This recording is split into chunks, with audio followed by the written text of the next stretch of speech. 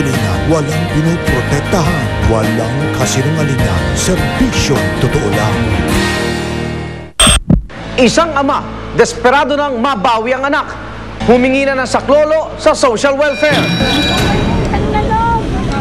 Ngayon, humingi kayo ng 20,000. Nasabi lang yun para magbukod ka. Gusto ko sa mga anak mo. Hindi mo ginugustuhan eh.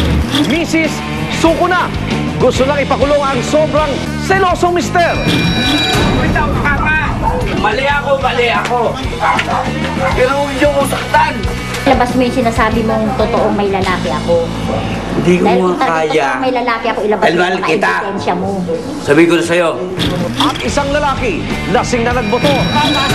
Alcohol.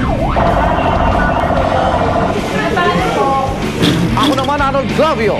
Oras na ng totoong drama at aksyon sa mga nadokumento naming Rescue.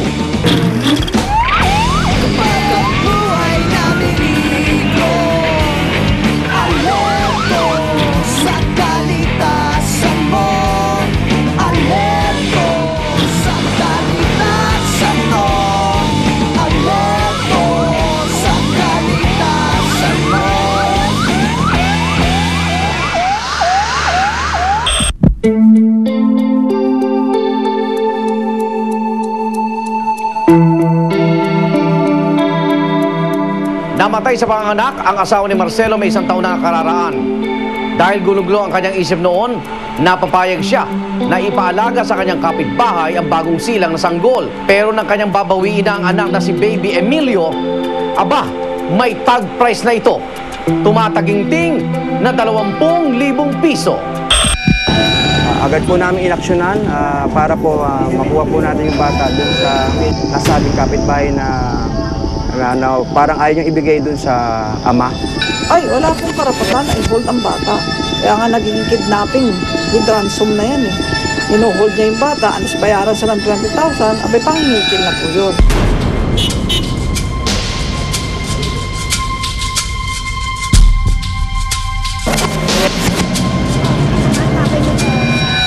Kasi po, ang sabi po nila, ipapaampun daw po nila yung bata. Wala po yung pag-uusap niyo na yun. Kami na po nakikipag-usap sa inyo. Ang bata po kailangan makuha ng tatay. Ngayon mismo? Mismo. Ang may karapatan na kuha ng bata, ang tatay. Hindi ko ginagamit yung bata. Ang ilan mong ibigay? Para magkaanuhan kami. Kasi yun ang usapan namin ng tatay niya eh. Ganito na lang po. Magpirmahan kayo. Kaya nga sa barangay natin pag-usapan. Dali sa barangay. Dali niyo yung bata. Ganun-ganun na lang nakukunin mo. Doon na po sa barangay. Barangay para mag-usapan natin yung bata. Hindi na po dito. Kaya lang, para Papamahal na sa akin yung bata na perform po tayo mag-usap sa barangay. Dali niyo po yung bata. Dali mo na si Bilyong. Usapan yun. Hindi naman kasi wala tayong karapatan dyan. Anak nila yan eh.